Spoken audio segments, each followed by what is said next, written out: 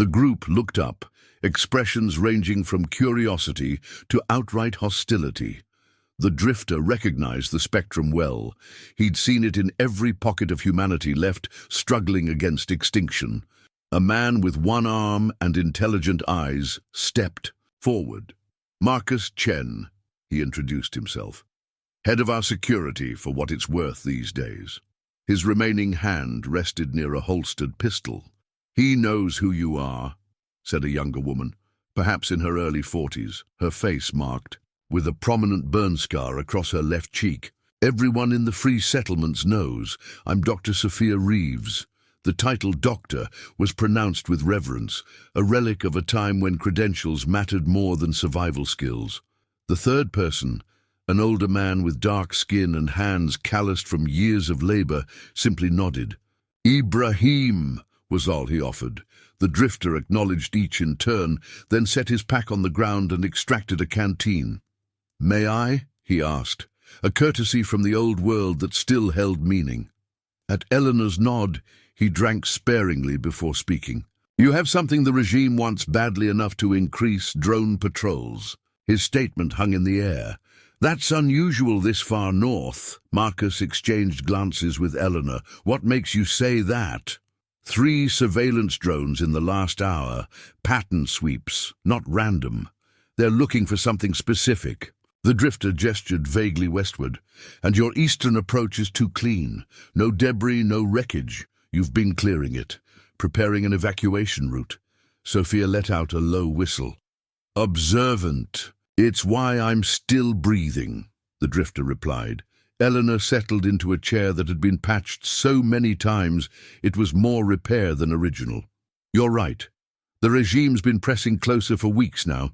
But it's not what we have, it's who, she nodded to Ibrahim, who activated a tablet that illuminated with the face of a young man, perhaps 30, with piercing eyes and an expression of fierce determination. This is Dr. James Heller. Until 3 weeks ago, he was the regime's leading researcher on their restoration project. The drifter's expression darkened. He'd seen the aftermath of the regime's version of restoration, mass graves and emptied settlements. That's their euphemism for controlling what's left of humanity. Exactly, Sophia leaned forward. But Heller was a true believer. He thought he was developing treatments to help humanity adapt to post-event conditions. When he discovered his vaccines were being modified into biological weapons against non-compliant settlements, he sabotaged their database and fled with critical research. And now he's here, the drifter concluded. He was, Marcus corrected grimly. 2 days ago, a regime strike team hit our northern outpost. They took Heller, but not before he hid his research data. He managed to send one message. The drifter will know where to look. Marcus studied the drifter carefully. So either you're incredibly lucky with your timing or I've been set up, the drifter finished. Wouldn't be the first time. Eleanor tapped the table impatiently. Which is it? Did you know Heller? The drifter closed his eyes briefly. Memories surfacing of a research facility 3 years earlier. A desperate escape through ventilation shafts as alarms wailed. A younger face offering him a vaccine, along with a warning. When this all burns down, look for the place where the sky remembers its color. We met once during the Sacramento evacuation. The drifter pulled another item from his pack, a small leather journal with tattered edges. He treated me for radiation exposure, said if things went bad, there was a research station in the Cascades, where the atmospheric interference was minimal enough to still see blue sky on clear days. Hope flickered across the faces around him. Ibrahim spoke for the first time, his voice deep and measured. If Heller hid the research there, then the regime doesn't have it yet, Sophia finished. But they have him, which means they'll break him eventually. You don't understand, the drifter said quietly. Heller didn't hide just any research. He was working on a countermeasure to the event toxins, a way to actually heal the land. He let that sink in, not just survive in it. The room fell silent as the implications settled over them. For 15 years since the collapse, humanity had been merely existing in the aftermath of environmental catastrophe, resource wars, and the mysterious event that had rendered vast stretches of land toxic. The possibility of restoration, true restoration, was beyond hope for most. That's why the regime wants him back so badly, Eleanor said finally. With that research, communities like ours could break free from their control. We wouldn't need their protected zones or resource allocations. Marcus leaned forward, his face hardened by years of fighting lost causes. How do we know we can trust you with this? You show up the moment we lose Hela, claiming to know exactly where to look. The drifter remained impassive. You don't know. That's the nature of trust these days. It's always a gamble. Her gestured toward the settlement beyond the walls. But I've seen what happens to communities that try to stand against the regime alone. Your walls won't hold against their next attack. And you're suggesting? Eleanor prompted. I find Hela's research. You prepare your people to move. When the regime comes, and they will come, you'll need somewhere to go that isn't here. The drifter traced a route on their map. There's an old military bunker complex 200 miles north. The radiation keeps the regime away, but I know the safe corridors. That's suicide terrain, Ibrahim objected. Only if you don't know how to read it, the drifter countered. Sophia studied him with clinical assessment. And what do you get out of this arrangement? You've maintained your neutrality for years, according to the stories. Why risk it now? The drifter's hand unconsciously moved to his chest, where a locket hung beneath his clothes. Because neutrality is just a slow death, dressed up as wisdom. His voice carried the weight of too many silent graves. And I've buried enough wisdom to last several lifetimes. Their deliberation was interrupted by the sudden wail of the settlement's alarm system.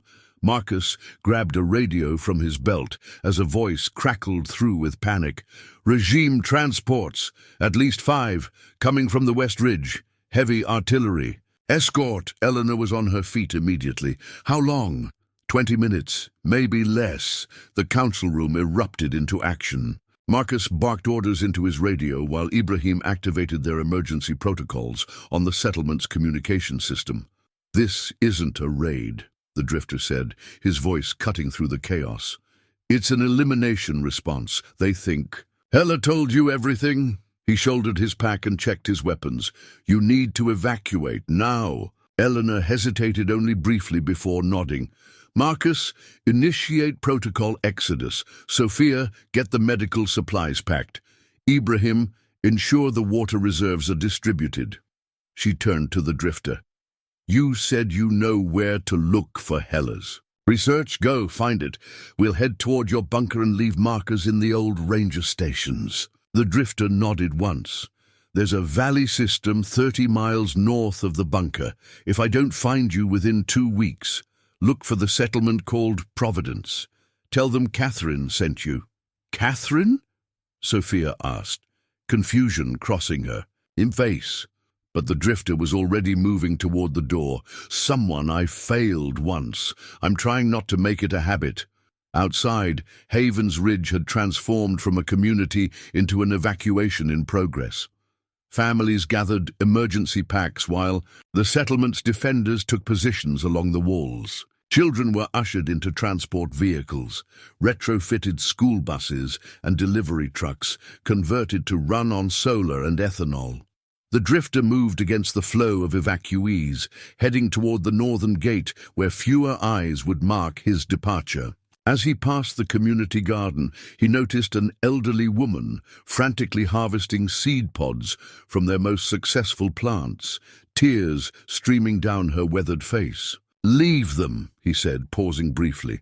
Where you're going, the soil will welcome them better. She looked up, startled. How can you know that? He offered her a rare, gentle smile. Because sometimes even the end of the world keeps its promises.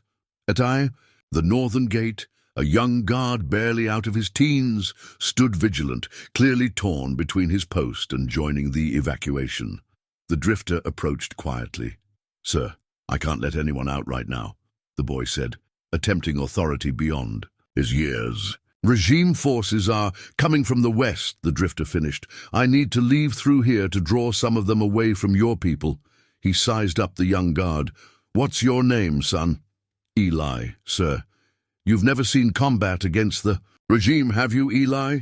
The boy's hesitation was answer enough. The drifter reached into his coat and produced a small metallic object, a compass modified with unusual markings.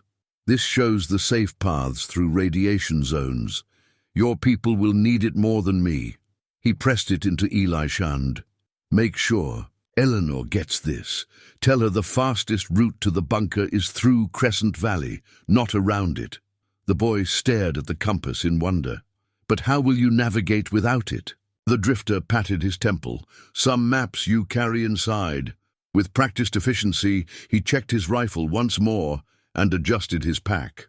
Open the gate, Eli. Your first duty is to those who can still be saved.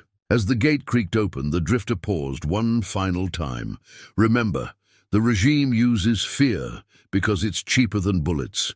Don't let them ration your courage. With those words, he slipped into the wasteland, becoming one with the fractured landscape as Haven's Ridge prepared for its last stand against forces that had already claimed most of the world. Behind him, the community that had survived 15 years of apocalypse began its desperate migration toward an uncertain sanctuary carried forward by nothing more than the word of a stranger and the enduring human refusal to surrender to extinction. The drifter moved north and east, his steps purposeful. The horizon before him shimmered with toxic heat, but somewhere beyond it lay a fragment of blue sky, and perhaps, at long last, a reason to stop drifting. The abandoned research station, perched on the mountainside like a forgotten sentinel, its solar arrays still gleaming despite years of neglect. The drifter approached cautiously, keeping to the tree line. 3 days of hard travel had brought him to this remote outpost in the Cascades, where the air was thin but cleaner than the lowlands. Above, patches of actual blue broke through the ever-present haze, a rare sight in a world where the sky typically ranged from toxic amber to ash-grey. Where the sky remembers its color, the drifter murmured, recalling Hella's words. He surveyed the facility through his binoculars. No signs of regime presence, but that meant little. Their scout drones were designed to be nearly invisible, especially the newer models. He noted the defensive layout, a single access road, double reinforced doors, and windows too small to serve as entry points. Whoever had designed this place had valued security over views of the magnificent landscape.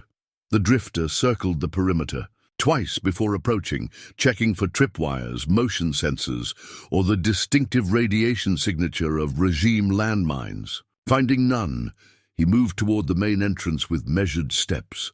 The access panel beside the door was dark. No power. The drifter removed his pack and extracted a small solar charger and a series of bypass tools he'd collected from abandoned military outposts. The lock was sophisticated, but like most technology from before the collapse, it had weaknesses when separated from its network. After 20 minutes of careful work, the door released with a pneumatic hiss. The drifter drew his sidearm and dented the darkness of the facility. Inside, emergency lighting cast everything in a dim red glow. The main corridor stretched before him, doors leading off to what were once laboratories and living quarters. The air was stale but breathable. The ventilation systems had failed years ago. "Hella," he called softly, knowing there would be no answer but needing to disturb the silence. Empty places had their own language, and he'd learned to listen. The drifter moved methodically through the facility, checking each room. Most had been stripped of useful equipment, likely during the early days of the collapse, when government agencies had attempted to consolidate resources. But the deeper he went, the more evidence he found of recent occupation.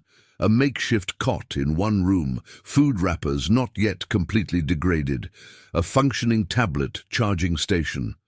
In what had once been the main laboratory, he found what he was looking for, signs of a struggle. Overturned furniture, bullet holes in the walls, smears of blood on the floor.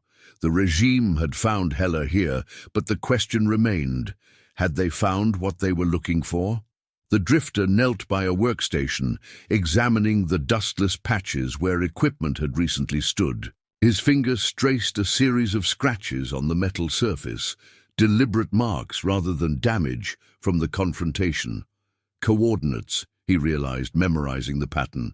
When equipment would inevitably fail, survivors had learned to leave messages in ways that required no technology to decipher. A sudden noise from deeper in the facility snapped his attention away from the markings. The sound was subtle, fabric brushing against metal, a footstep carefully placed. Someone else was here.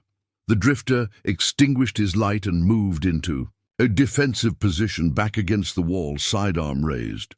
Years of survival had honed his patience to a fine edge. He could wait. Minutes passed before a shadow appeared in the doorway. Smaller than a regime soldier, moving with hesitation rather than tactical precision. The drifter held his position, watching as the figure entered the lab, a makeshift weapon clutched in trembling hands. "I know you're here," a female voice called, higher pitched than an adult's. "I saw your lights." The drifter remained silent, assessing, a child or young teen, alone in an abandoned research station.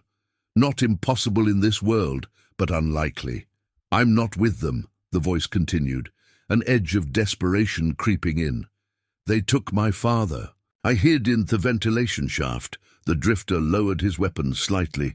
"Your father," he said quietly. "Dr. Heller?" The figure spun toward his voice. The improvised weapon, a piece of pipe wrapped with electrical cord, raised defensively. In the dim emergency lighting, he could now see she was a girl of perhaps 14, with Heller's distinctive eyes and a fierce determination that belied her years. "Who are you?"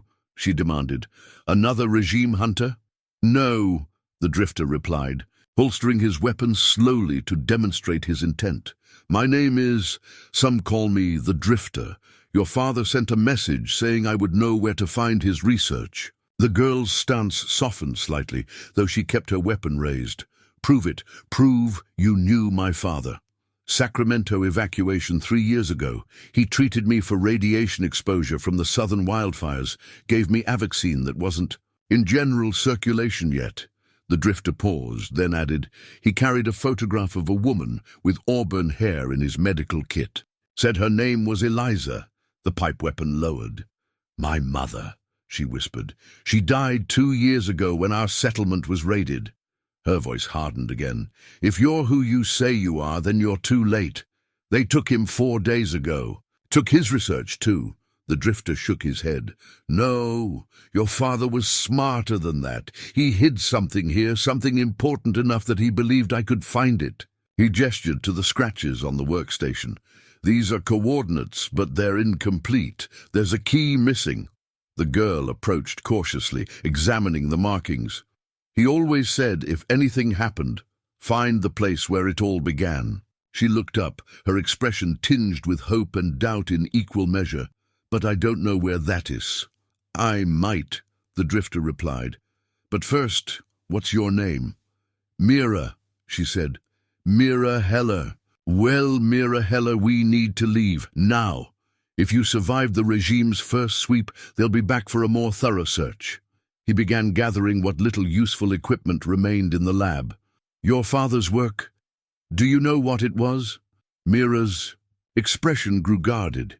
"He never told me everything, just that he was trying to undo what they'd done to the world." "And did he succeed?" the drifter pressed. "I don't know," she admitted, "but the night before they came he was excited, said he'd found the missing piece." Harriez narrowed. "Why should I trust you? Why would my father send someone like you instead of telling me where to look?" The drifter met her gaze steadily. "Because your father knew what kind of world this is, knew that information is the most valuable commodity left, and that the fewer people who have it, the safer it remains." He shouldered his pack. "And maybe because he knew that if something happened to him, you'd need someone who could get you safely to wherever that information is hidden." A distant mechanical whine interrupted their conversation, the distinctive sound of regime transport drones approaching. "They're coming back," Mira whispered, fear breaking through her defiant facade. The drifter moved to the window, checking the sky. 3 drones, heavy transport class. "They're bringing equipment to tear this place apart." He turned to Mira. "Is there another way out? Something not on the main schematics?" Mira nodded quickly. "Maintenance tunnels? Dad showed me when we first arrived. They lead to a service road on the north side." "Good. Gather only what you absolutely need. 1 pack, nothing that makes noise." The drifter's tone left no room for argument. "We have 5 minutes before they establish a perimeter." As Mira rushed to collect her few possessions, the drifter retrieved a small metal case from his pack. Inside were detonation charges, crude but effective, salvaged from military bunkers during his years of wandering. He placed them strategically around the lab, focusing on the workstation with the coordinates and any areas that might contain traces of Hella's research. When Mira returned, pack in hand and a determined set to her jaw, the drifter was waiting. "By the corridor, what did you do?" she asked, eyeing the subtle placement of the charges. "Insurance," he replied. "The regime is persistent, but they're also cautious. An explosion will make them think whatever was here is destroyed. But what about the coordinates? If you destroy them, already memorized." The drifter tapped his temple. "And you said you know the key, the place where it all began. Once we're clear, we'll piece it together." Mira led him through the maintenance tunnels, navigating the narrow passages with the confidence of someone who'd explored them thoroughly. The sound of regime drones grew louder above them, followed by the heavier thrum of transport vehicles. "Arriving. They brought a full recovery team," the drifter noted grimly as they emerged from the tunnel exit into the dense forest north of the facility.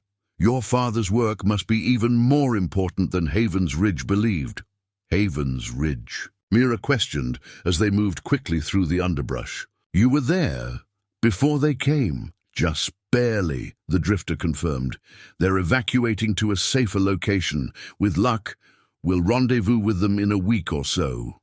When they were half a mile from the facility, the drifter removed a small remote from his pocket. "Cover your ears," he instructed. The explosion, when it came, was more contained than dramatic, designed to destroy information rather than infrastructure. But it would serve its purpose, convincing the regime that any secrets the facility held were now beyond recovery. As the echoes of the blast faded into the mountains, Mira looked at the drifter with new understanding. "You've done this before." "Too. Many times," he acknowledged. "Where do we go now?" she asked, the reality of her situation settling in, alone in the wasteland with a stranger, her father captured, her home destroyed. The drifter studied the sky, noting the position of the sun through the haze. "First, we need to decode those coordinates. The place where it all began. Does that mean anything to you? A family home, a research facility where your father worked before the collapse?" Mira's brow furrowed in concentration. He talked about a lot of places, but her eyes suddenly widened. "Wait, there was one place he always said changed everything, where he met my mother and where he first realized what was happening to the environment before anyone would listen." She looked up at the drifter, a spark of recognition in her expression. "Cascade Biome Research Center. It was one of the first places to document the changes that eventually led to the event." The drifter nodded. "Then that's our heading.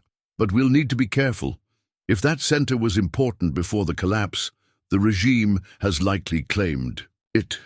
It's almost 200 miles from here," Mira pointed out. "Then we'd better start walking," the drifter replied, setting a course westward through the forest. "The regime will be busy with the research station for a while, but they'll widen their search once they realize what happened."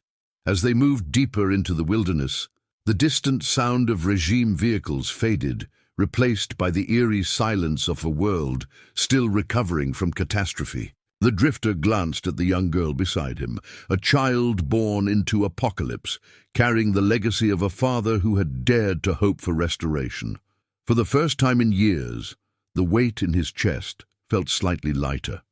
Perhaps this time, his drifting had purpose beyond mere survival. 3 days into their journey west, the mountains gave way to foothills covered in a patchwork of dead zones and struggling vegetation. The drifter and Mira moved carefully, avoiding the barren stretches where soil gleamed with the natural colors, telltale signs of chemical saturation from the event. These spaces, lifeless and alien, were scattered across the landscape like wounds that refused to heal. They traveled primarily at night, when regime drones were fewer and the toxic sun couldn't sap their strength. During daylight hours, they sheltered in abandoned structures or natural formations, taking turns standing watch. The drifter had been surprised by Mira's resilience. She moved with the quiet efficiency of someone born into a world where noirs attracted danger and complaining wasted precious energy. "How much further to the Cascade Center?" Mira asked, as they shared a meager breakfast of preserved protein and filtered water. The morning sun was just beginning to break through the haze, casting everything in a sickly amber glow. The drifter consulted his mental map. "Another week, maybe more if we have to detour around regime checkpoints." He studied her face, noting the fatigue she tried to hide. "There's a small settlement 2 days west of here. Free folk last I heard. We can resupply there." Mira nodded, her gaze distant. "Do you think they've hurt him?" "My father." The question hung in the air between them. The drifter had encountered enough regime prisoners to know the likely answer, but something in the girl's eyes, a fragile hope he was reluctant to shatter, made him choose his words carefully. "Your father is valuable to them," he said finally. "They need his knowledge. That gives him some protection." "But not indefinitely," Mira finished, her perception too sharp for comforting lies. "No," the drifter admitted, "not indefinitely." They packed in silence, each weighted by thoughts of what awaited them. As the drifter secured his equipment, Mira approached with something clutched in her hand, a small, leather-bound book. "He found this in Dad's things," she explained, holding it out. "It's encrypted, but I recognized some of the notation systems. They're similar to what he taught me for categorizing plant specimens." The drifter accepted the journal, leafing through. Pages of meticulous notes, written in what appeared to be a personalized scientific cipher.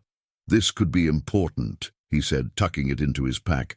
"We'll study it at the next rest point." They set out as the sun climbed higher, skirting the edge of a vast dead zone that stretched like a grey sea to the south. The terrain demanded constant vigilance. Sink pits of caustic mud, hidden beneath innocent-looking crusts, had claimed many wanderers since the collapse. The drifter navigated by landmarks altered, but not erased, by catastrophe. The skeleton of a highway, the distinctive silhouette of a communication tower, the dried bed of what had once been a river. By midday, the heat had become oppressive, forcing them to seek shelter in the hollow remains of a roadside motel. The drifter secured the perimeter, while Mira established their temporary camp in what had once been the manager's office, windowless and defensible, with 2 exit points. "You've done this before," the drifter observed as she efficiently arranged their supplies. "Dad and I moved a lot," Mira replied, not looking up from her task. "The regime has been after his research for years. We've stayed in worse places than this." The drifter settled against the wall, taking out Hella's journal. "Tell me about your father's work. Not the scientific details, just what you understood of it." Mira finished her preparations before answering, then sat cross-legged opposite him.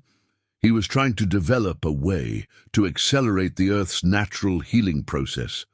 The toxins from the event, they changed something fundamental in the soil chemistry, made it hostile to most life forms. She gestured toward the dead zone, visible through a crack in the boarded window.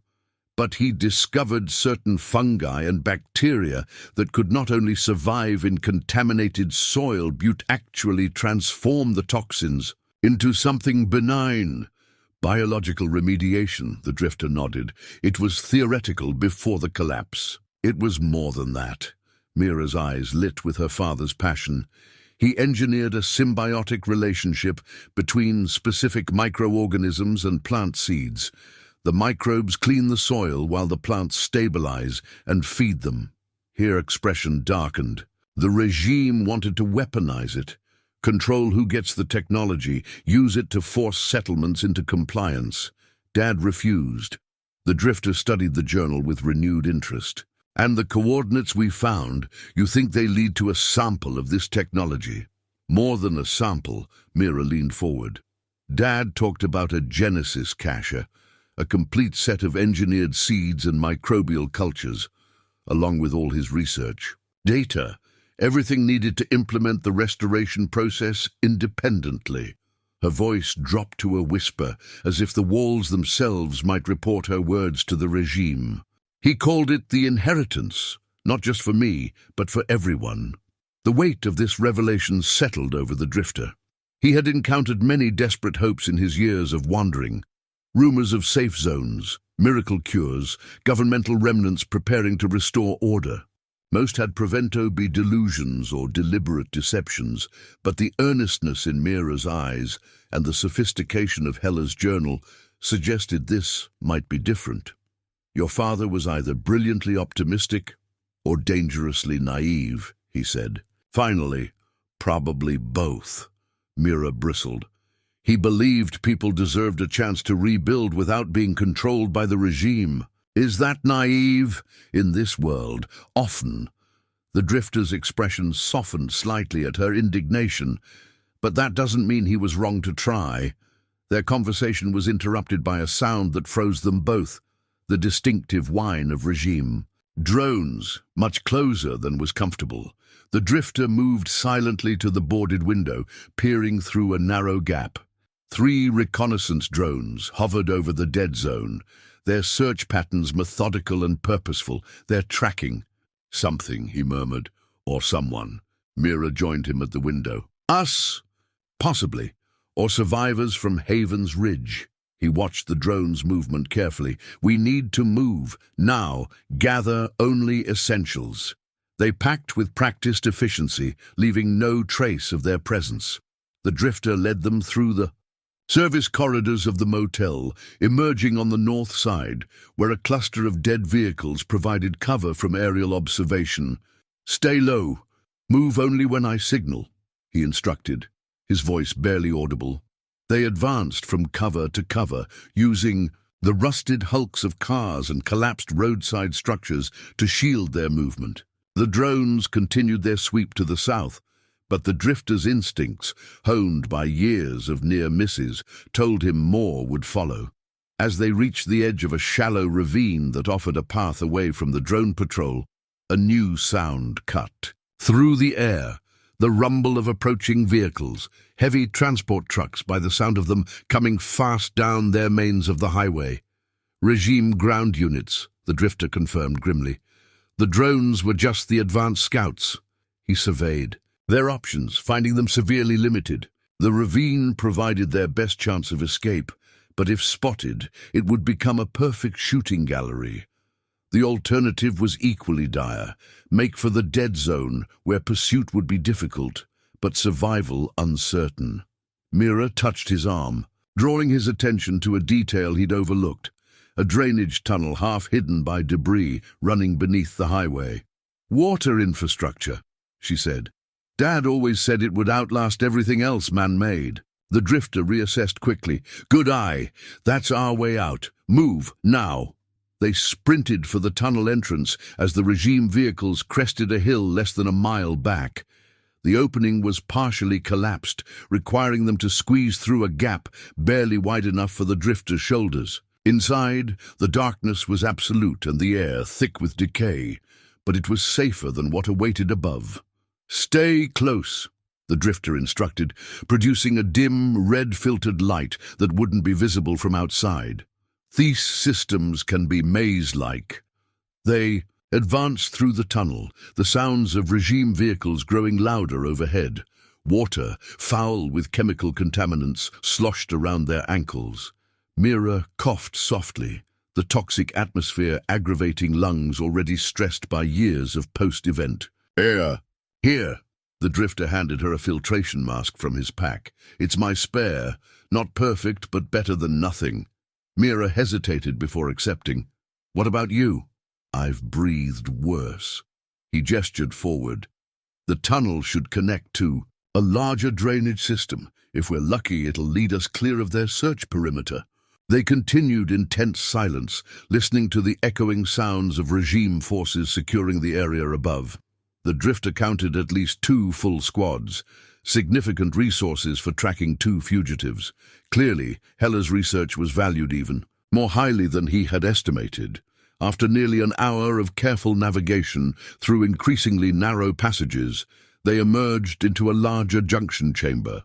6 different tunnels branched outward, their destinations impossible to determine in the limited light. "We need to choose," Mira whispered, her voice muffled by the mask. The drifter studied the flow patterns of the water, noting subtle differences in the sediment and contamination levels. "This one," he indicated the second tunnel from the left. "The water's cleaner, which means it probably leads away from the dead zone."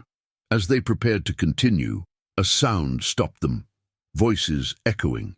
Through one of the other tunnels, regime soldiers, their tactical lights sweeping the darkness ahead of them. "They're in the drainage system," Mira whispered, panic edging into her voice. "They're thorough," the drifter acknowledged, quickly extinguishing their light. "This way, and absolute silence from here on." They moved into their chosen tunnel, feeling their way along the slimy walls in total darkness. The drifter led, testing each step before committing his weight, while Mira followed so closely she could feel the movement of his pack against her outstretched hands. The voices grew fainter behind them, but new sounds emerged ahead. The distinctive scraping of tunnel rats, mutated by years of exposure to toxic waste. The creatures, while not actively aggressive toward humans, were dangerous in numbers and frequently carried diseases that even modern immunization couldn't counter. "Something's up ahead," Mira whispered, her heightened senses detecting the creatures before the drifter could warn her. "Tunnel rats," he confirmed quietly. "Stay behind me. Don't make sudden movements. They're mostly blind but extremely sensitive to vibration." They advanced with excruciating slowness, each step carefully placed to minimize disturbance. In the pitch darkness, the sounds of the creatures amplified, chittering, scratching, the occasional squeal as dominance hierarchies were enforced. The drifter felt Mira's grip tighten on his pack as the first of the rats brushed past their legs. He remained perfectly still, allowing the creatures to satisfy their curiosity without perceiving threat. More followed, their mutated bodies larger than pre-collapse rats, some the size of small dogs. "Steady," he breathed, barely audible even. To Mira, directly behind him.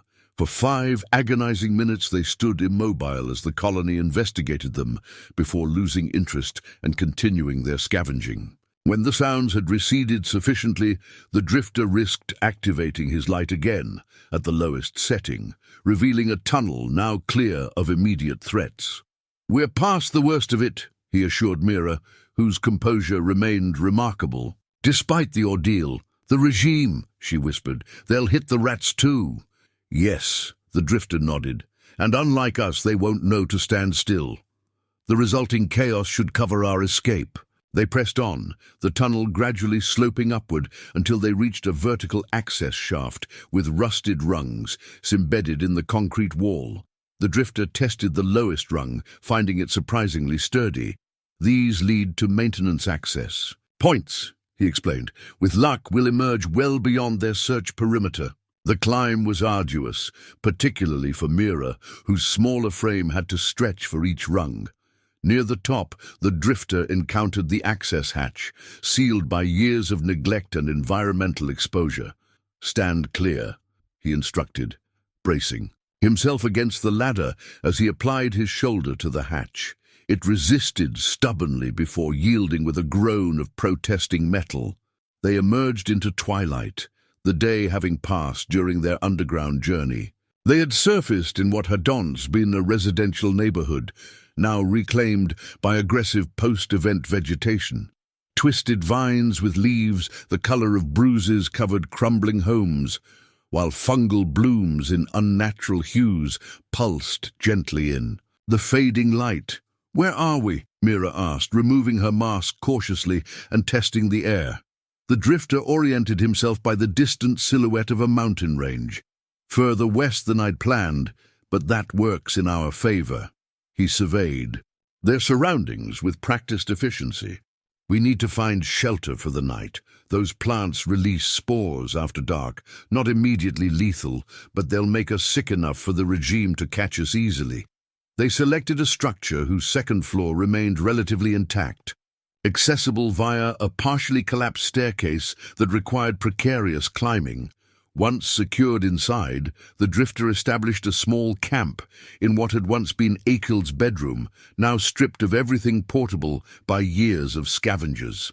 As Mira organized their diminished supplies, the drifter returned to Hella's journal, studying the encryption with renewed focus. After an hour of analysis, patterns began to emerge. Not a simple substitution cipher as he'd initially thought, but something more elegant. It's keyed to specific biological classifications, he realized. The Linnaean taxonomy, but modified. Mira looked up from her task. "Dad always said the best codes use systems people already understand. Makes them easier to remember without writing down the key." "Smart," the drifter acknowledged. He worked methodically through several pages, the decoded content gradually revealing Hella's breakthrough. The science was beyond his comprehensive understanding, but the implications were clear. Hella had indeed developed a viable means of soil remediation using engineered biological agents. "Your father was right," he told Mira, looking up from the journal. "This could change everything, not just survival, but actual recovery. That's why the regime wants it so badly," Mira said, her expression a mixture of pride and fear. "Control the recovery. Control what's left of humanity." The drifter nodded, returning to the journal. Near the back, he found what they needed, the complete coordinates, using the Cascade Biome Research Center as the reference point. According to Hella's notes, the inheritance was secured in a geothermally stable vault beneath a seemingly unremarkable location 30 miles northwest of the center. "We have the location," he confirmed, showing Mira the decoded coordinates. "But we still need to reach it before the regime breaks your father." "How long do you think he can hold out?" Mira asked, the question she'd been avoiding since their flight from Tersearch Station. The drifter considered his answer carefully. "Your father is a scientist, not a soldier, but he's also a father who hid you instead of keeping you with him. That shows remarkable strength." He met her gaze directly. "I think he'll resist as long as humanly possible, but we should assume the regime already has teams searching the area around the Cascade Center." Mira absorbed this with the stoicism of someone who had grown up in a world where harsh truths were the only constant. "Then we need to be smarter, not just faster." "Yes," the drifter agreed, a plan already forming in his mind. "And to do that, we need help." He studied the distant horizon, calculating distances and risks. "The settlement I mentioned, Crossroads, should be a day's journey from here.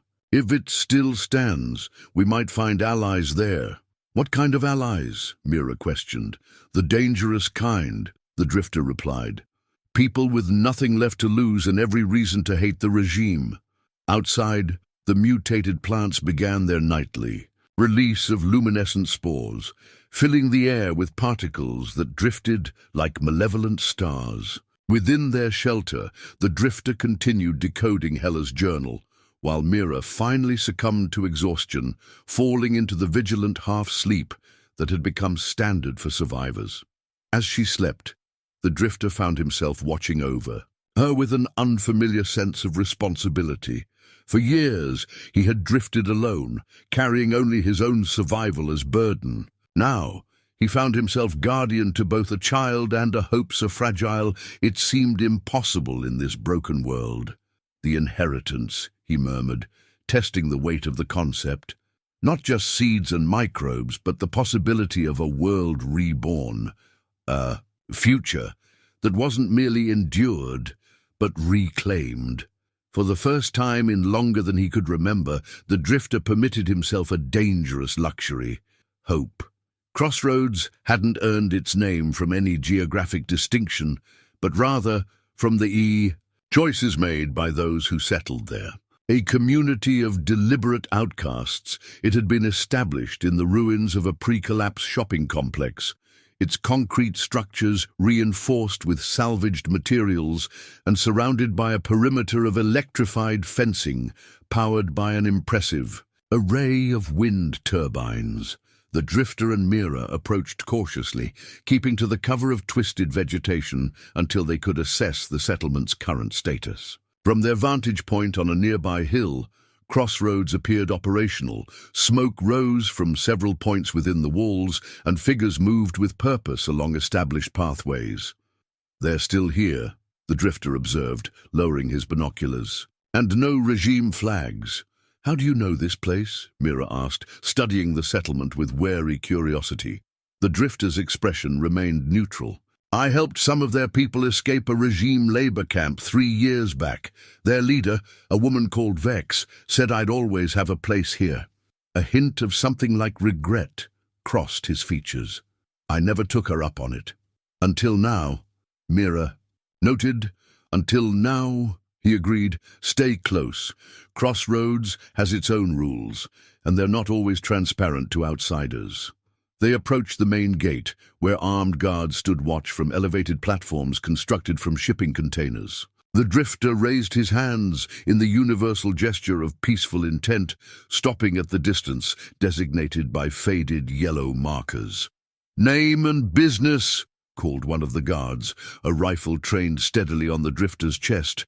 "They call me the Drifter. I'm here to see Vex. Tell her I'm calling in that favor from Eastlake Camp."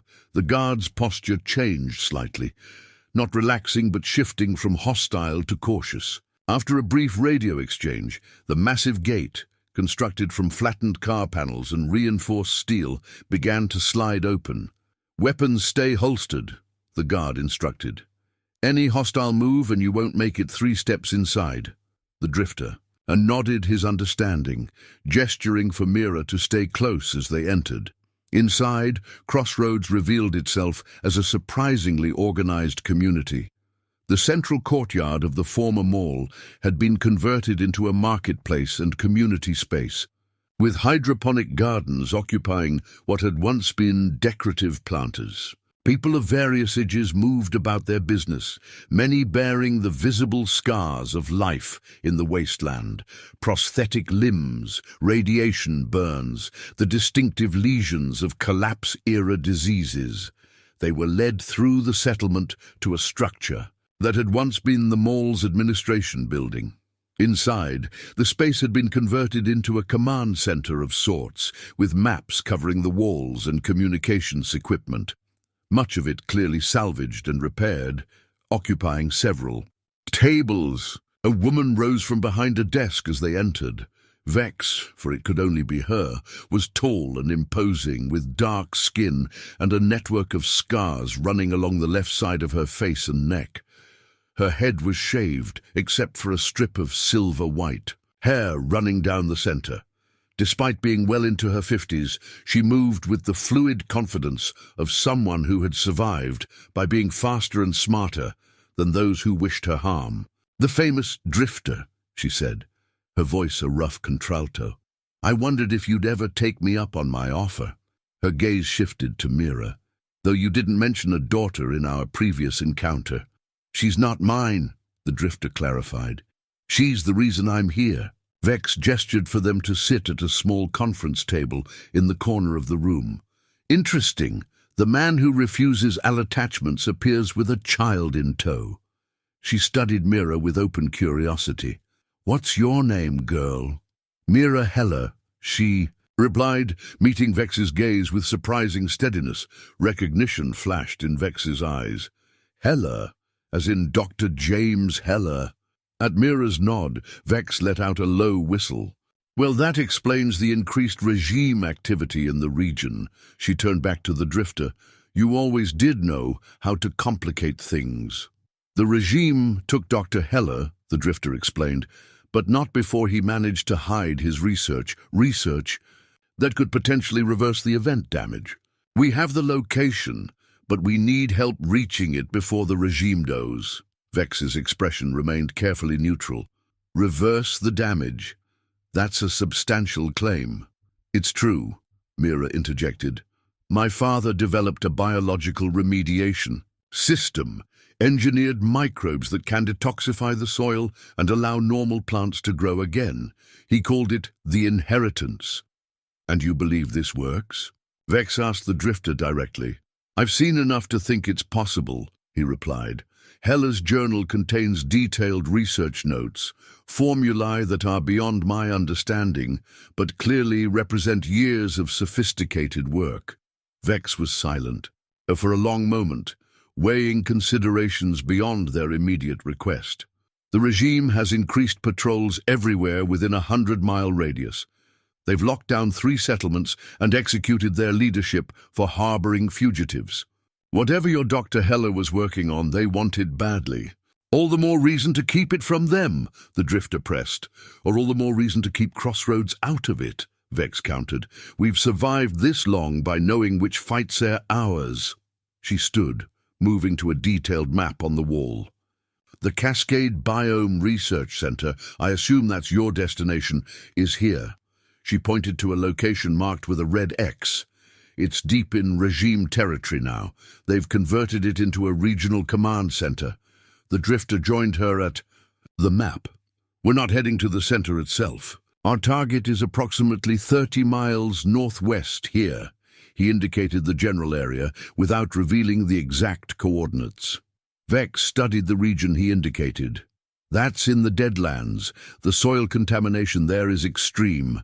Nothing survives. In that zone, perfect place to hide something the regime would never think to look for," the Drifter noted.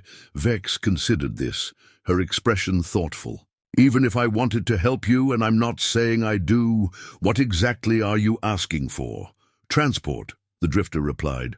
"Supplies, and maybe a distraction to draw regime forces away from our target area." "That's not asking for help," Vex said dryly. "That's asking for an alliance in open conflict with the regime." Before the Drifter could respond, the door opened and a young man entered urgently. "Vex, we've got incoming regime scout drones, at least 6 of them following the eastern perimeter." Vex's demeanor changed instantly from contemplative to commanding. "Initiate protocol, Shade. I want all non-essentials underground and combat teams at their stations." She turned sharply to the Drifter and Mira. "This might be coincidence, or it might be you. Either way, we need to move." They followed Vex through a series of corridors and down a maintenance stairwell to a sub-level of the mall that had been converted into a combination bunker and command center. Screens displayed camera feeds from around the settlement, while radio communications crackled with the disciplined voices of Crossroads defenders taking position. "Your arrival and regime drones within hours," Vex observed, watching the screens. Intently. "That doesn't strike me as coincidental. We covered our tracks," the Drifter insisted. "If they followed us, they've developed new tracking capabilities." A technician monitoring communications raised her hand for attention. "Vex, there. Broadcasting. Standard identification request with threat protocol." "Put it through," Vex instructed. A clipped official voice filled the room. "Attention, unauthorized settlement designation CR-17. This is Regime Enforcement Command. Our drones have detected energy signatures inconsistent with your registered status. Prepare for immediate inspection. Under Protocol 23B, resistance will result in dissolution of settlement status and appropriate measures." Vex exchanged a significant look with the Drifter. Protocol 23B is their cover for asset recovery. They're looking for something specific, or someone, the Drifter added, glancing at Mira. Vex made a decision, addressing her communications officer. Initiate Response Protocol Alpha 3. Tell them we're experiencing technical difficulties with our reactor and request a 24-hour delay for safety protocols. To the Drifter, shedded in a lower voice, that will buy us some time, but not much. They'll be suspicious. We need to leave, the Drifter stated flatly. Our presence puts your people at risk. You leave now. They'll track you within hours, Vex countered. Besides, I haven't decided whether I'm helping you yet. She gestured to a side room. Wait there while I deal with this, and don't get any ideas about slipping away. Crossroads has exactly one way in and out when we're on lockdown. In the small conference room, the Drifter paced while Mira sat quietly, absorbing their situation with the eerie calm she'd maintained. Throughout their journey, she doesn't trust us, Mira observed. Trust is expensive in this world, the Drifter replied. Vex built this place from nothing. She won't risk it without good reason. My father's work is the reason, Mira insisted. If it works, places like this could expand, grow actual food instead of subsisting on hydroponic rations and synthetic proteins. The Drifter paused in his pacing. People like Vex have heard promises before. The regime itself began as a restoration initiative, before transforming into what it is now. He studied the girl thoughtfully. If you want to convince her, you'll need more than your word. Mira considered this, then reached into her pack and removed a small metal container roughly the size of her palm. I didn't tell you about this because Dad said to keep it secret from everyone. She opened the container, revealing what appeared to be an ordinary seed nestled in a gel-like substance. This is one of his prototypes, not the full system, but enough to demonstrate the concept. The Drifter stared at the seed. You've been carrying this the entire time. It was safer with me than with him, Mira said simply. The regime would have found it during their first search. The door opened before the Drifter could respond, and Vex returned, her expression grim. They're not buying our reactor malfunction story. We've got maybe 3 hours before they send ground forces for a safety inspection. She noticed the container in Mira's hands. What's that? Mira held it out.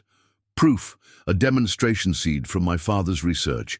It can grow in contaminated soil and simultaneously begin the remediation process. Vex accepted the container skeptically, examining the seed. Looks ordinary enough. It needs to be planted to demonstrate its capabilities, Mira explained. Convenient, Vex remarked, but her interest was clearly piqued. Even if this works as you claim, 3 hours isn't enough time to prove anything.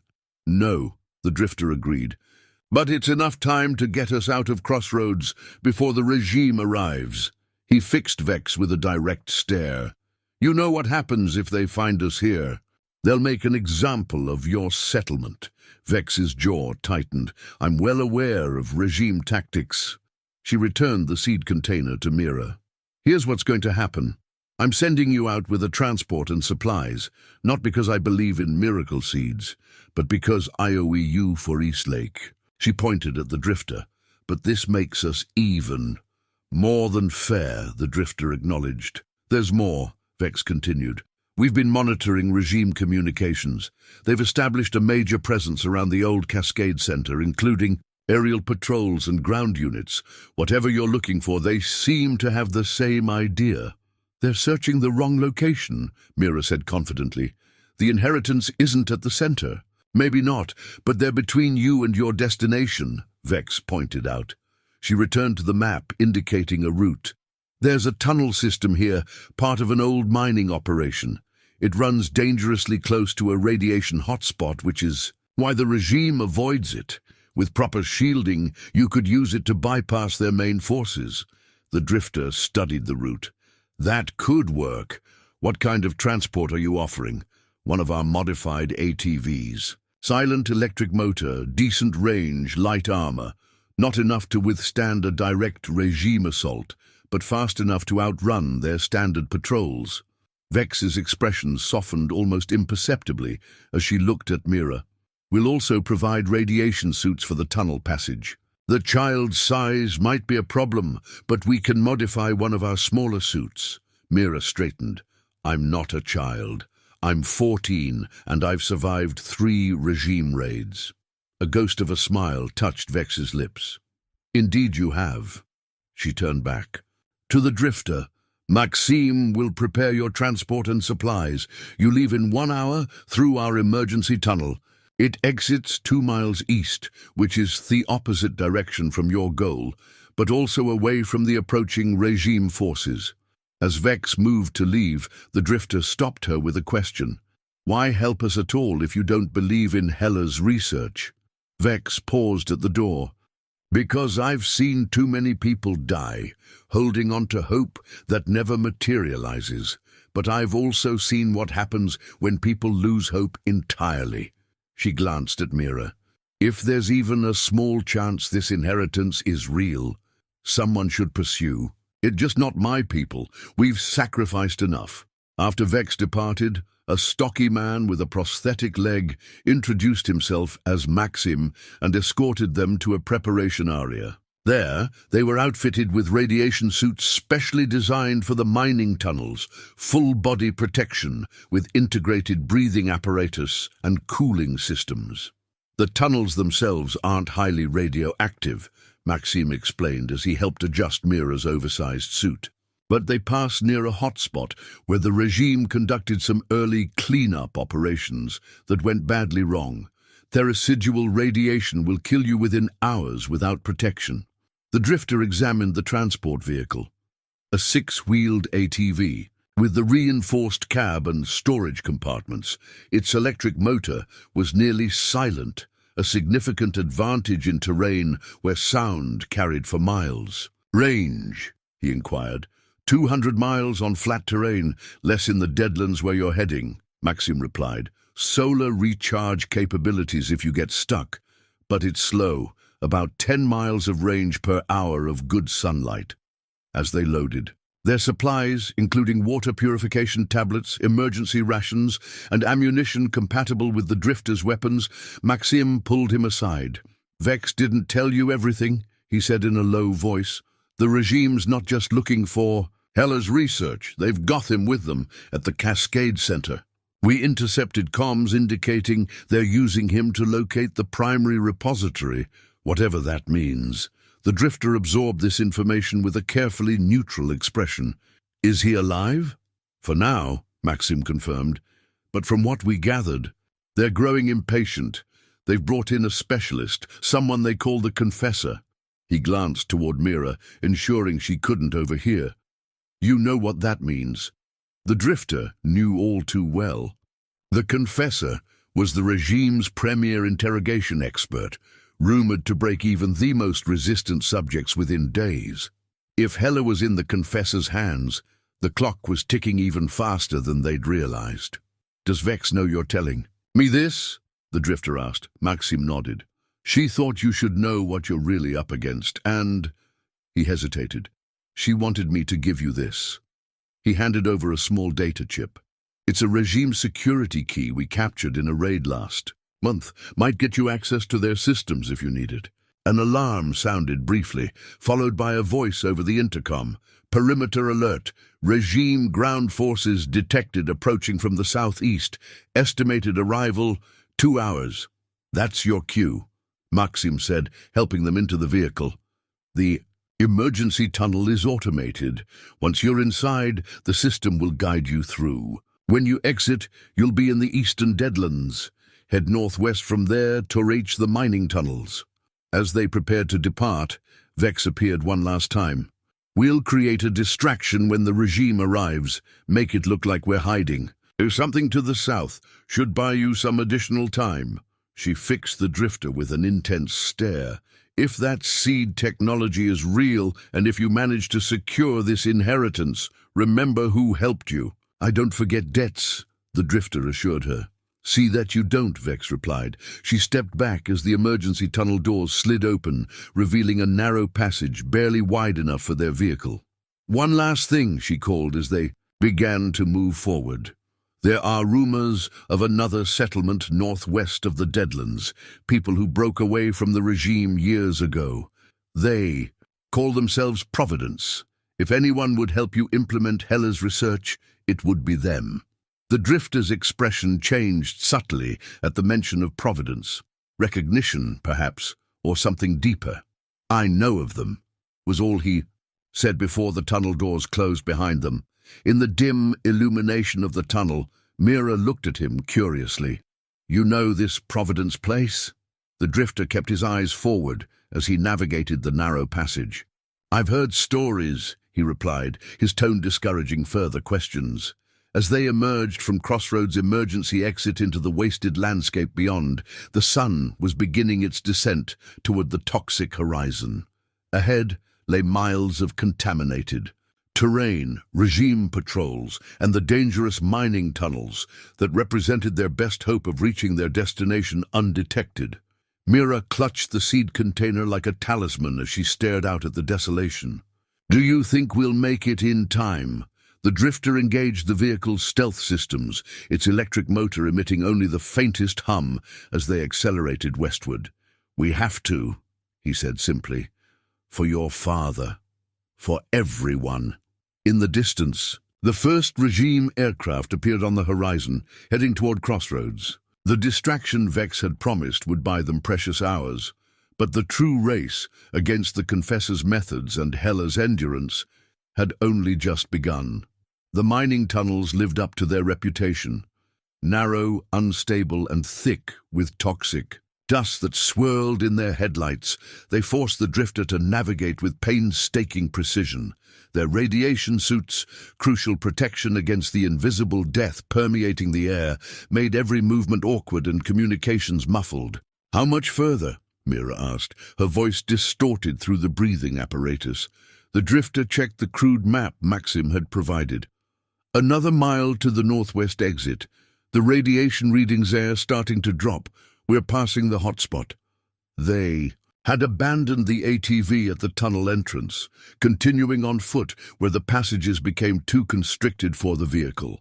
Now laden with only essential supplies, they pushed forward through corridors that seemed to press closer with every step. Something's wrong, Mira said suddenly, stopping to examine the tunnel walls. These markings, they're recent. The Drifter played his light across the surface, she indicated. Fresh scratches marred the rock, deliberate symbols rather than random damage. Regime scout markers, he confirmed grimly. They've been through here despite the radiation. How? The levels back there would kill even with protection. Either they've developed better shielding than we know about, or, the Drifter's expression darkened behind his mask, or they're using expendable units. They continued, with heightened caution, the Drifter now checking for traps or surveillance devices at every junction. The tunnel gradually widened as the radiation levels continued to decrease, allowing them to move more freely. When they finally reached the exit, twilight was fading into night. The Drifter performed a careful reconnaissance before signaling Mira to emerge from the tunnel. They discarded their radiation suits, storing them in a hidden crevice in case they needed to return the same way. The landscape before them was utterly desolate, a valley of grey dust and twisted metal fragments stretching toward distant hills. Nothing lived here, not even the mutated vegetation that had reclaimed much of the wasteland. Perfect cover, the Drifter noted, orienting himself by the stars now appearing overhead. No drones patrol dead zones, this absolute. Nothing to find, and the residual radiation interferes with their sensors. They set a brisk pace across the barren terrain, alert for any sign of regime presence. According to their coordinates, their destination lay approximately 15 miles northwest, a journey of one long night if they maintained their pace. Tell me about Providence, Mira requested after they had been walking for an hour. You recognized the name back at Crossroads, The drifter remained silent for several steps before responding. They were one of the first settlements to break from the regime about 10 years ago, founded by a group of scientists and military deserters who disagreed with the regime's methods of restoration. "You've been there?" Mira pressed. "Once," the drifter admitted. 7 years ago, they were building something different, a community based on sharing knowledge rather than hoarding it. The regime has tried to destroy them multiple times, but they've always managed to relocate and rebuild. "My father mentioned them," Mira said. "He said they were doing important work, but it was too dangerous to contact them directly." The drifter nodded. "The regime executes anyone suspected of communication with Providence. They represent everything the regime opposes: independence, free exchange of information, democratic governance." "Then why didn't we go there instead?" "Of looking for the inheritance?" Mira asked logically. "Because Providence is a target, constantly moving to avoid destruction." The drifter explained. "Your father was right to hide his research elsewhere. If he'd given it to Providence and they were compromised, everything would be lost." They fell silent as they crested a ridge, the valley beyond offering a different view of devastation, the skeletal remains of a small town, its structures reduced to blackened frameworks reaching toward the sky, like accusing fingers. Willow Creek, the drifter identified it, one of the first settlements to resist regime resource requisitions. They made an example of it. Mira stared at the ruins. "They did this because people wouldn't give up their food." "They did this because people questioned their authority," the drifter corrected. "The regime requires absolute compliance. Anything less is treated as insurgency." As they skirted the edge of the ruined town, movement caught the drifter's attention. A flicker of light where none should exist. He raised his hand for silence, guiding Mira into the shadow of a collapsed wall. "We're not alone," he whispered, drawing his sidearm. Through his binoculars, he observed a small encampment on the far side of the ruins, 3 figures huddled around a carefully shielded heat source. Not regime troops, whose discipline would never allow such a visible presence. Scavengers, perhaps, or other travelers seeking shelter. "We go around," the drifter decided. "Any contact increases our risk." As they began to circle wide of the encampment, a sudden blinding light erupted from the town center, accompanied by the unmistakable whine of regime dropship engines. The light swept across the ruins, pinning the distant figures in its glare. "Ambush," the drifter hissed, pulling Mira deeper into cover. Those people were bait.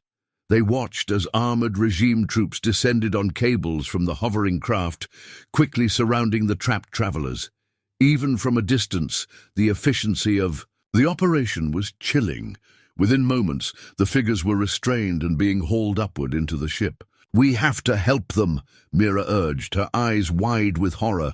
"We can't," the drifter replied firmly. "That's exactly what the regime wants, to draw out anyone else hiding in Theoria."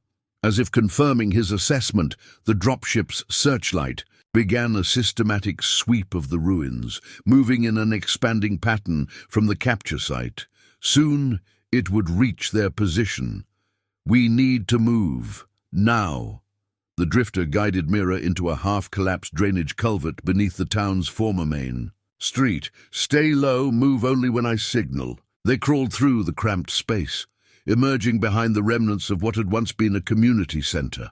From there, they utilized the drifter's practiced knowledge of stealth movement, advancing from shadow to shadow, freezing in place. When the searchlight swept near, gradually making their way toward the northwestern edge of the ruins.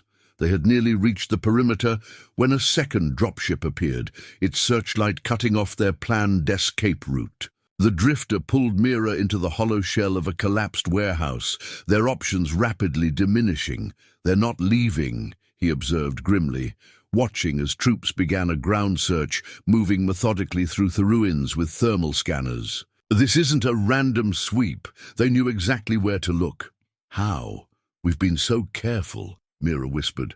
The drifter's expression hardened as realization dawned.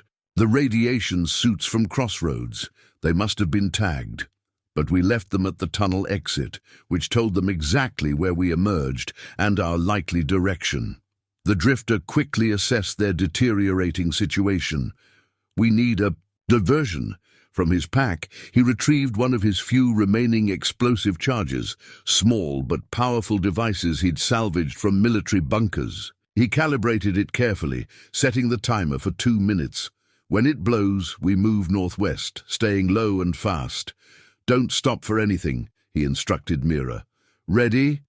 At her nod, he activated the charge and placed it deep within the ruins of an adjacent building, positioning it to cause maximum noise with minimal risk to their position. They crouched, ready to sprint the moment the diversion began. The explosion, when it came, was more effective than the Drifter had anticipated. The old building, its structure weakened by years of neglect, collapsed entirely, sending a plume of dust and debris into the night sky. Both dropships immediately redirected their searchlights toward the disturbance, while ground troops converged on the site. Now! The Drifter urged, and they bolted from cover, using the dust cloud and redirected attention to slip past the perimeter. They ran without pause for nearly a mile, putting distance between themselves and the regime search parties before finally stopping in the shelter of a dried riverbed. From this vantage point, they could see the dropship still hovering over the ruins, their searchlights cutting through the darkness like accusing fingers. That was too close, Mira gasped, struggling to catch her breath. Do you think they know exactly who they're looking for? The Drifter's response was interrupted by a sound that froze them both, the unmistakable click of a weapon being readied behind them. I believe they're looking for us, said a calm, measured voice. They turned slowly to find themselves facing a figure in weathered tactical gear, her face partially obscured by a mask-like respirator. She held a modified pulse rifle aimed steadily at the Drifter's chest. Behind her, barely visible in the darkness, stood 2 more similarly equipped individuals. Providence Patrol, the woman identified herself, though she didn't lower her weapon. And you're walking into a regime trap, Drifter. The recognition in her voice wasn't lost on either of them. The Drifter's expression shifted subtly. Catherine, the woman removed her respirator, revealing a face hardened by years of survival, but unmistakably familiar. Hello, Michael, she said, using a name the Drifter hadn't answered to in years. Still getting yourself into impossible situations, I see. Mira looked between them in growing confusion. You know each other?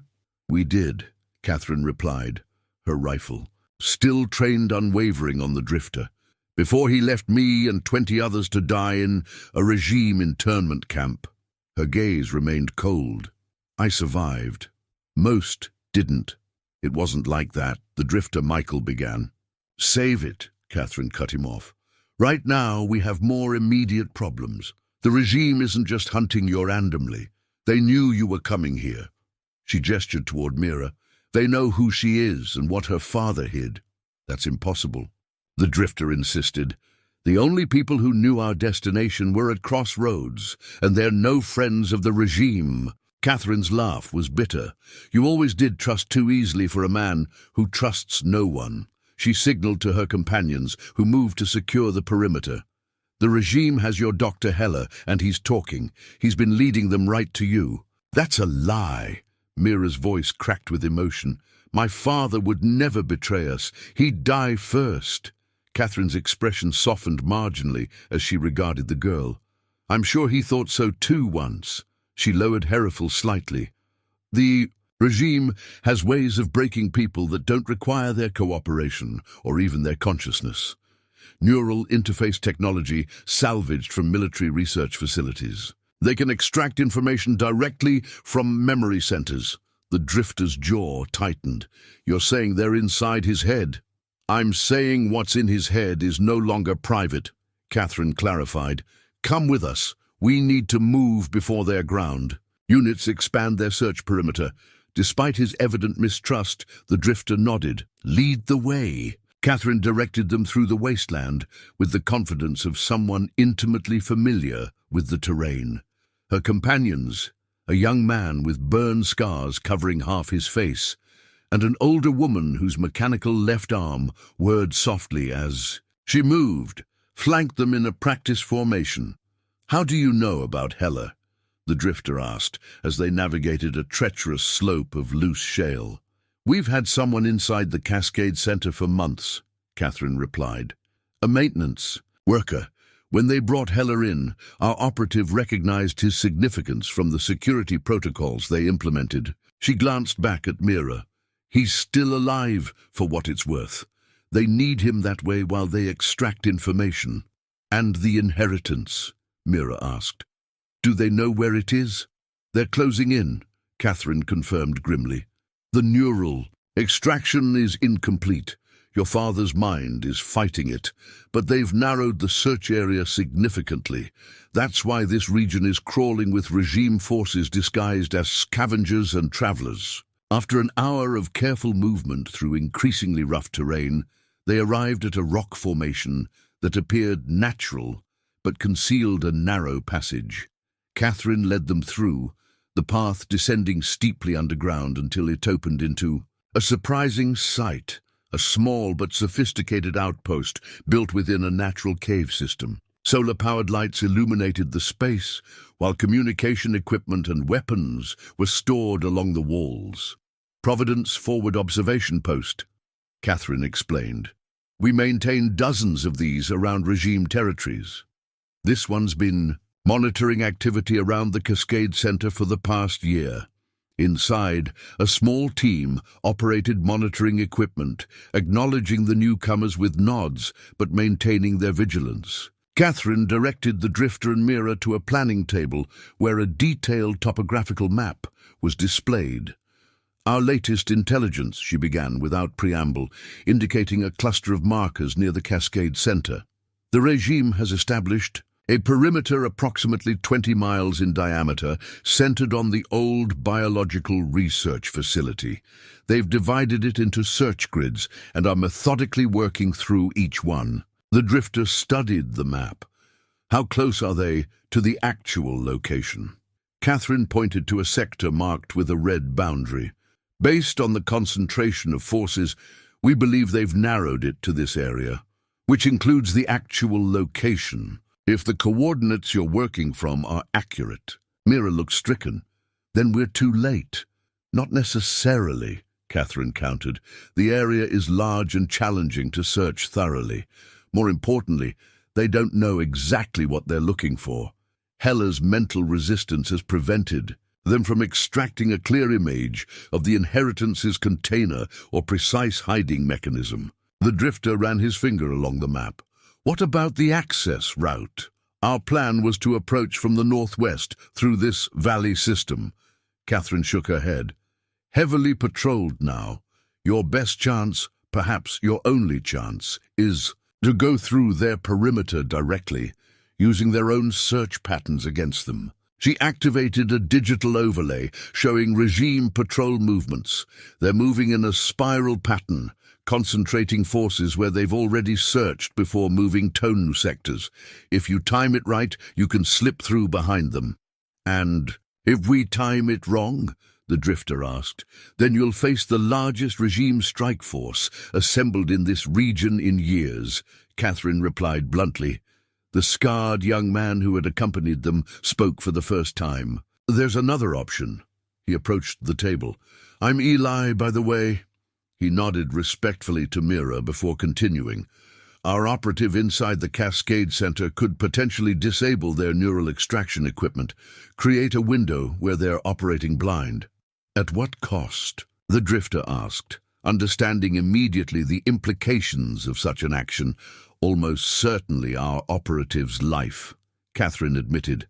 "It would be a one-way mission." "No," the drifter said firmly. "We find another way." Catherine's expression hardened. "That's rich coming from you, suddenly concerned about acceptable losses."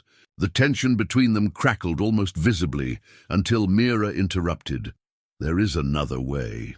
All eyes turned to her as she removed the small container with the prototype seed. "This is one of my father's early successes, not the complete inheritance, but enough to demonstrate the concept." She placed it on the table. "We can use it as a decoy." Catherine examined the container with interest. What exactly would that accomplish? "The regime is looking for biological material, seeds, cultures, research data," Mira explained. "If we plant evidence suggesting the inheritance was moved or divided, we could redirect their search efforts long enough to reach the actual location." The Drifter considered this. It could work, but we'd need to make the deception convincing, enough to draw significant forces away. "And we'd need someone to plant the evidence," Catherine added. "Someone who could believably be associated with Hella's research." Her gaze settled meaningfully on Mira. The Drifter stepped forward. "Absolutely not. She's not bait." "I wasn't suggesting she go alone," Catherine clarified. "But her presence would make the deception far more credible. The regime knows Hella has a daughter. They'll assume she's trying to recover or relocate her father's work." "It's too dangerous," the Drifter insisted. "It's my decision," Mira countered, her young voice firm. "This is my father's legacy. I understand the risks better than anyone." She turned to Catherine. "If I do this, can your people guarantee we'll have a clear path to the real inheritance?" Catherine's respect for the girl was evident in her expression. "We can create a diversion significant enough to draw the majority of their forces. The rest would depend on your timing and his skills." She nodded toward the Drifter. Mira turned to him. "Then I want to do it." The Drifter's objection was interrupted by an urgent call from one of the monitoring stations. "Contact! Regime search party, less than a mile northeast and moving this direction." Catherine moved immediately to the surveillance display. "How many?" "Standard patrol, 6 soldiers, light tactical vehicle." "Routine sweep or targeted?" "The..." Drifter asked, joining her. The operator studied the incoming data. "Pattern suggests routine, but they're deviating from their assigned sector." "They might have picked up our trail," Catherine concluded. "We need to move now." She turned to her team. "Initiate blackout protocols. Eli, prepare the emergency exit. Vera, signal our eastern outpost to expect company." The cave erupted into efficient activity as equipment was secured and critical data transferred to portable devices. Catherine led the Drifter and Mira toward the back of the cave system, where a narrow passage had been reinforced with metal supports. "This leads to a secondary exit half a mile south," she explained. "We maintain multiple escape routes from all our outposts." "What about your people?" the Drifter asked. "They know their jobs," Catherine replied tersely. "Some will disperse. Others will maintain observation from fallback positions, standard Providence protocols." As they moved through the passage, the Drifter found himself studying Catherine, the woman he had once known, transformed by years of resistance and survival. Her movements were precise, economical, her awareness of their surroundings constant. Whatever had happened between them in the past, her competence was undeniable. "Your plan," he said as they approached the exit, "for using Mira as bait. I want details before we commit to anything." Catherine paused, checking the security of the exit hatch before responding. "We create a convincing scene, evidence of Hella's daughter attempting to recover samples from a secondary cache. We ensure the regime discovers it, but make it appear that she escaped with critical components. Their protocol will demand pursuit with significant resources, while we use the opportunity to reach the actual inheritance," the Drifter finished. "What happens to Mira during this diversion?" "She'll be with a Providence extraction team moving east, away from the real inheritance site. Once the regime commits to pursuit, we'll get her to safety at our main settlement." "And we trust Providence to protect her. Why exactly?" The Drifter challenged. Catherine's expression hardened. "Because unlike some, we don't abandon our people." She turned to Mira. "Your father's work represents the first real hope in 15 years. Providence was founded on the belief that humanity deserves more than mere survival under regime control. We will protect you and your father's legacy with our lives if necessary. Mira studied Catherine with a perception beyond her years. You were at Sacramento too, weren't you, when my father was there? Catherine nodded. I was part of the medical team. Your father treated my radiation burns. A ghost of a smile touched her lips. He talked about you constantly, said his brilliant daughter would carry on his work someday. The emotion that crossed Mira's face was quickly controlled, a skill learned too young in a world that punished vulnerability. Then I'll do this, not just for him, but for everyone the regime has hurt. The Drifter recognized the futility of further argument. Instead, he focused on practicalities. The timing will be critical. How long to prepare the deception and position? Your people? 12 hours, Catherine estimated. The regime has established a forward command post here. She indicated apposition on her portable map. We'll stage the evidence of Mira's presence nearby, signs of sample collection, deliberately obvious but not suspicious enough to immediately read as a trap. And while their forces pursue Mira eastward, I'll approach the inheritance site from the west, the Drifter confirmed. Not alone, Catherine corrected. Eli will accompany you. He knows this region better than anyone, and he's an explosives expert if you need to breach any regime security measures. The Drifter assessed the young man with new interest. Beneath the burn scars was a steadiness that suggested competence and determination. Acceptable, he agreed. They emerged from the escape tunnel into a landscape painted in the grey light of pre-dawn.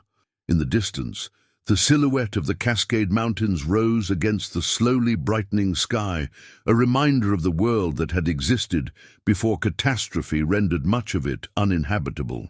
Catherine secured the tunnel exit, disguising it as a natural rock formation. We have a secondary outpost 5 miles southwest. We'll regroup there and finalize the plan. As they prepared to move out, Mira approached the Drifter privately. You don't have to do this, she said quietly. You've already risked enough getting me this far. You could give Providence the coordinates and let them handle it. The Drifter's expression remained unreadable, but something shifted in his eyes. Is that what you want? Mira considered this before shaking her head. No, I trust you. I understand if you need to go your own way. Your father's message specifically mentioned me, the Drifter reminded her. There might be security, measures that only I can navigate.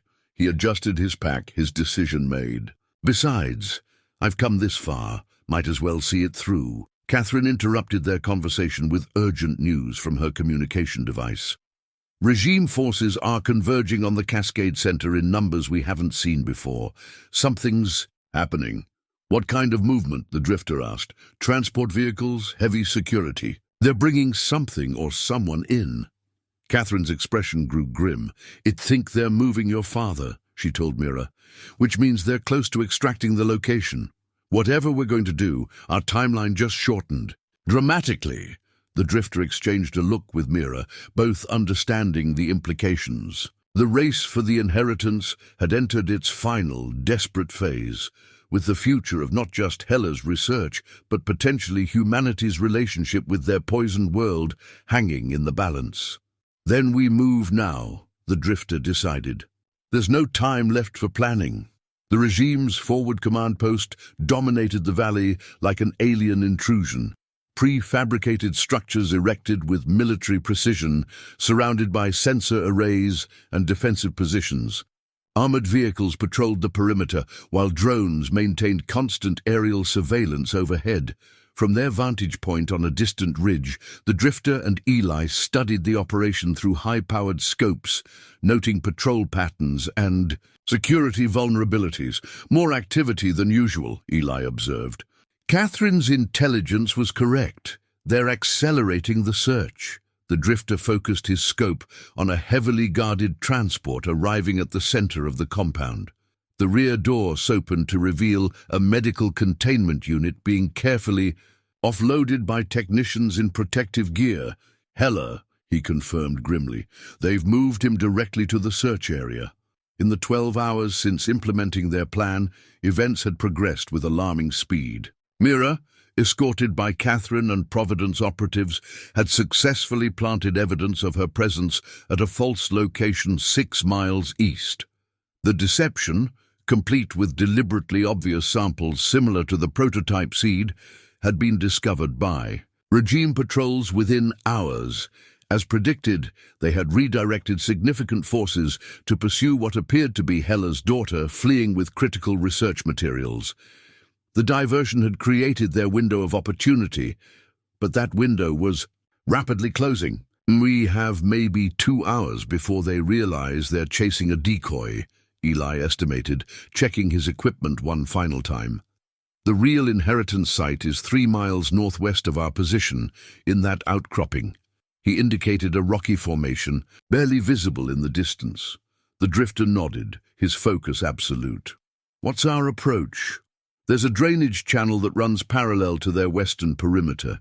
It's within their sensor range, but Providence embedded countermeasures last month that should create a blind spot just long enough for us to slip through." They descended the ridge using natural cover, moving with the careful precision of those accustomed to hostile territory.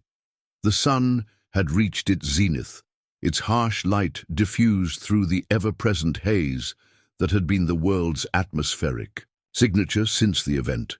The drainage channel proved to be a dried creek bed, its banks hardened by years without water. They crawled along its lowest point, using the minimal cover it provided to evade aerial detection.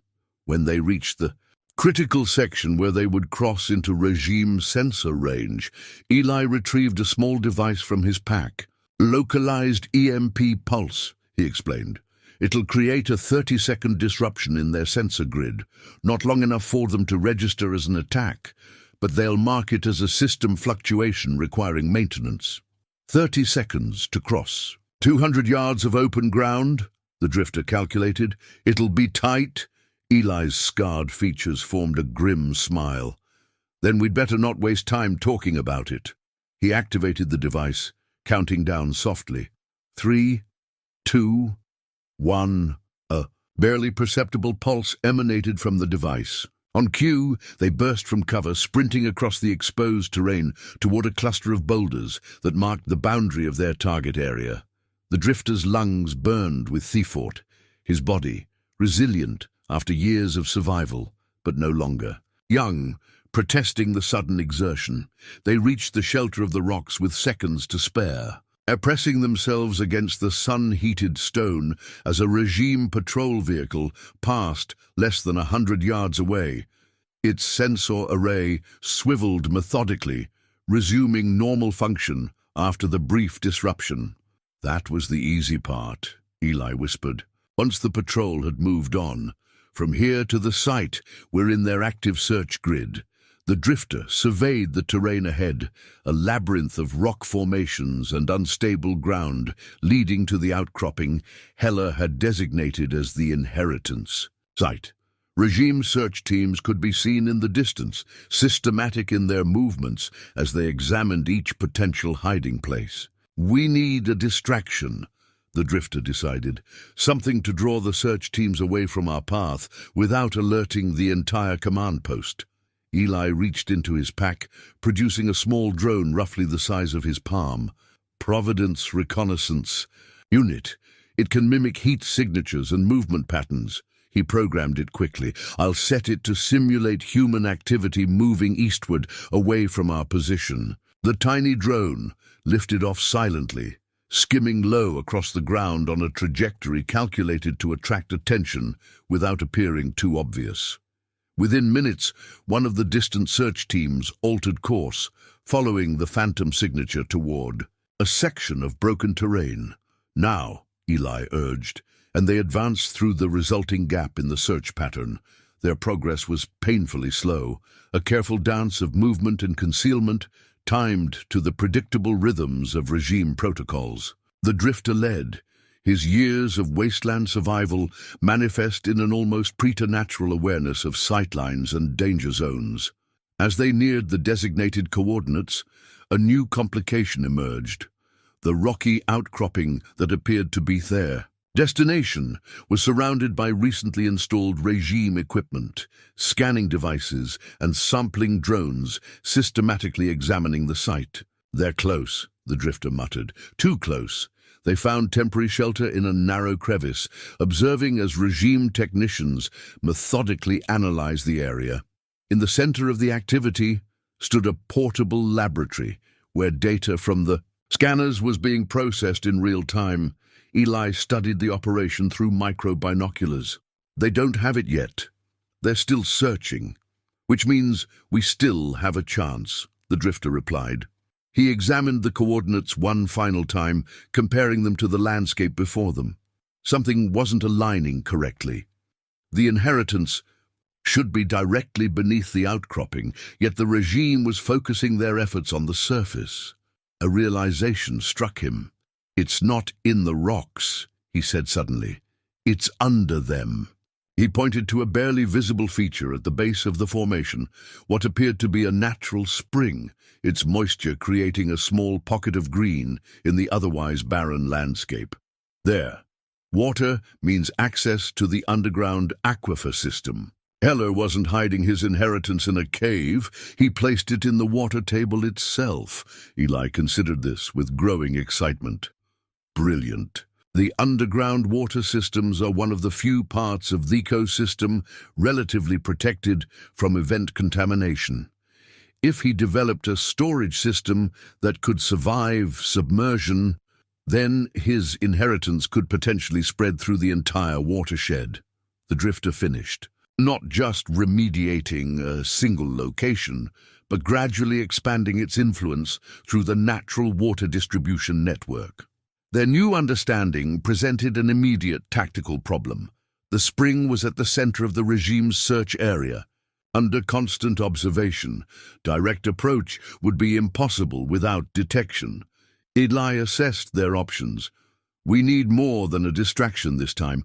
We need a full diversion, something significant, enough to draw away all personnel." The drifter studied the regime operation, noting the command center where data was being processed. If their systems detected a priority target, something more valuable than what they're currently searching for, standard protocol would require immediate response. "What could possibly be more valuable than the inheritance?" Eli asked. The drifter's expression hardened. "Mira. If they believed Heller's daughter had been located nearby with prototype samples, they'd redirect resources immediately." He turned to Eli. "We need to contact Catherine, change the plan." Eli shook his head. "Too dangerous. Any transmission could be intercepted. More dangerous than allowing the regime to find the inheritance first," the drifter countered. "Mira agreed to act as bait. We just need to bring that bait closer." Reluctantly, Eli activated a secure communication device, an old-world satellite phone modified with Providence encryption. After a tense exchange with Catherine, he turned back to the drifter. "She's agreed. They'll create a sighting 2 miles east of here, clear enough for regime detection but ambiguous enough to require full investigation." His expression reflected clear concern. "It's risky.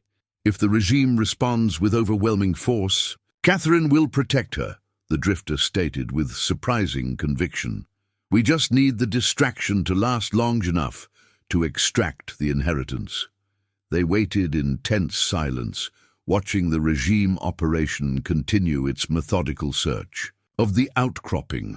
When the response came, it was precisely as predicted, a sudden flurry of activity as alerts sounded throughout the command post. Within minutes, vehicles were being mobilized and search teams redirected. "That's our window," the drifter declared, as the area around the spring briefly cleared of personnel. They moved swiftly, using the confusion of redeployment as cover to approach the water source. Up close, the spring revealed its true nature. Not a natural formation, but a carefully disguised access point. Biometric sensors, nearly invisible beneath a layer of engineered moss, guarded the entrance. The drifter placed his hand against the sensor pad, remembering Heller's message. "The drifter will know where to look. Not just coordinates, but access authorization. The pad illuminated briefly, scanning his hand before a soft click signaled acceptance. A section of rock face slid aside, revealing a narrow passage leading downward. "How did you have clearance?" Eli asked, astonished. "Sacramento," the drifter replied grimly. "When Heller treated me for radiation exposure, he took more than just blood samples. He was collecting genetic templates from survivors with specific radiation resistance markers." They descended into the passage, which opened into a small chamber. Carved from the living rock, unlike the primitive shelter one might expect, the space contained sophisticated equipment, environmental controls, monitoring systems, and at its center, a cylindrical containment unit submerged in flowing water, sip to sea. Inheritance, Eli stared in wonder. It's been here all along, safely hidden, while the world above continued to die. The drifter approached the containment unit, studying the interface panel. Heller designed it to integrate with the aquifer system. These aren't just seeds and microbes in stasis, they're actively reproducing, using the water as both medium and distribution method. He gestured to monitoring displays, showing a gradually expanding network. He's been seeding the underground water system for years, preparing it for full release. As they worked to understand the system, an alarm suddenly blared from above. The distinctive sound of regime weapon fire echoed through the passage. "They've discovered the deception," Eli warned, drawing his weapon.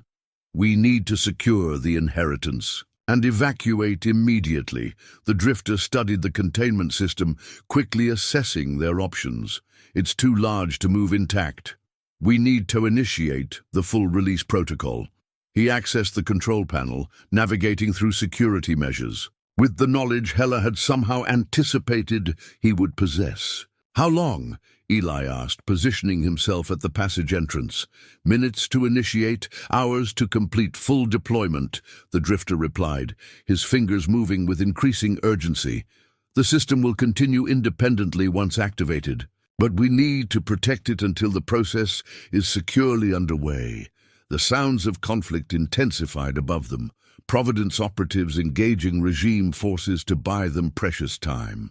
The drifter completed the activation sequence, and the containment unit responded with a series of status changes, lights shifting from amber to green as systems engaged. "It's working," he confirmed. "The inheritance is awakening." The chamber filled with a soft hum as dormant systems activated fully. The water surrounding the containment unit began to glow with subtle bioluminescence, engineered organisms coming to life after years of carefully regulated dormancy. There, triumph was interrupted by Eli's urgent warning. "Regime forces breaching the outer perimeter. We have minutes at most." The drifter made a quick decision. "Get back to the surface, help hold them off. I need to complete the security protocols to ensure they can't shut this down if they reach it." Eli hesitated only briefly before nodding. "Don't take too long. There's no glory in a posthumous victory." Had he disappeared up the passage, the sounds of his ascent soon lost beneath the growing cacophony of battle. Alone with Heller's creation, the drifter worked feverishly to engage the system's defenses. As the final security measures activated, the containment unit began its controlled release. Billions of microscopic organisms flowing into the aquifer system, beginning their programmed journey of remediation and renewal. A sudden explosion rocked the chamber, sending dust and debris cascading from the ceiling. The drifter completed the final command sequence before drawing his weapon and moving toward the passage. Whatever happened next, the inheritance was now beyond the regime's ability to contain. Whether anyone would survive to witness its effects remained to be determined. As he prepared to join the battle above, his thoughts turned to Mira, the daughter who carried her father's intelligence and determination, and to Catherine, whose path had diverged from his own years ago through choices he had never fully reconciled. For the first time in 15 years of drifting, he found himself fighting not simply to survive another day, but for the possibility of a world worth rebuilding.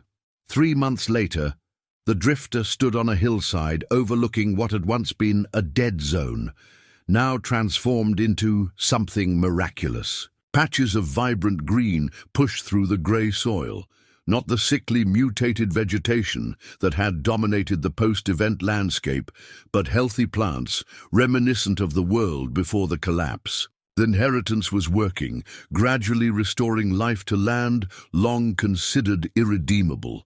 "It's spreading faster than we predicted," Mira observed, joining him at the overlook.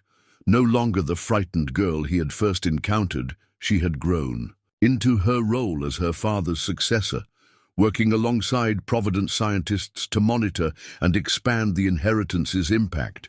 "Your father would be proud," the drifter replied softly. The battle at the inheritance site had been costly. Providence forces had suffered significant losses, holding back the regime long enough for the release process to become irreversible. Eli had survived, though his injuries had been severe. Catherine had extracted Mira successfully, though not without wounds of her own. As for the drifter himself, the bullet wounds had mostly healed, leaving only new scars to join the collection accumulated. Over 15 years of survival. The eastern settlements are reporting similar growth patterns, Mira continued, her voice animated with cautious optimism. The aquifer system is carrying the organisms exactly as Dad designed. The regime has established quarantine zones, but they can't stop water from flowing. The drifter nodded. The regime's response had been predictably harsh, increased military presence in affected areas, propaganda claiming the changes were dangerous mutations, executions of those caught deliberately, spreading the new growth. But their efforts were increasingly futile against a revolution that moved beneath the surface, carried by the most essential element of life itself. "What will you do now?" Mira asked, studying his profile against the setting sun. "Providence has offered you a permanent place."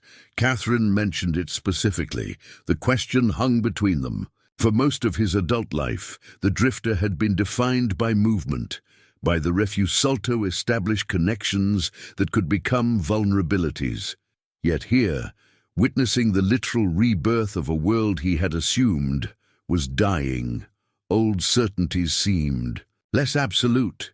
"I never thanked you," Mira said when he didn't immediately respond, "for finding me, for believing in my father's work when it seemed impossible." The drifter adjusted his worn pack, a habit so ingrained it had become almost unconscious. "Your father knew what he was doing when he sent that message. He chose his messenger carefully." In the distance, the Providence settlement was visible. A community growing both in size and purpose as the inheritance's success attracted those seeking more than mere survival. Among them was Dr. Heller himself, recovered in a daring raid on a regime medical facility, his mind damaged by their extraction methods but gradually healing under his daughter's care. "Maybe it's time to stop drifting," the drifter said finally, surprising himself with words he had never expected to speak. At least long enough to see what grows next. Together, they turned toward the settlement, walking side by side through patches of new growth that brushed against their legs. Tangible, proof that even in a world devastated beyond recognition, renewal remained possible. Behind them, the sun descended toward the horizon.